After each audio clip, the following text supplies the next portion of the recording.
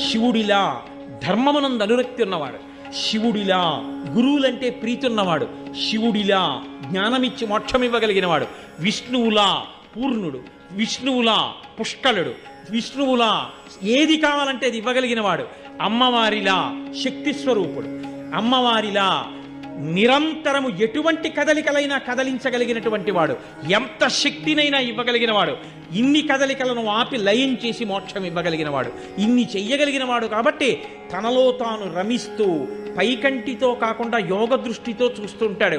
ఎవడు లోపల ఎంత చిత్తశుద్ధితో చేస్తున్నాడు, పైకి ఎంత డాంబికంగా ఉన్నాడు. నేను మీకు ఒక యథార్థం చెప్తున్నాను ఇవాళ.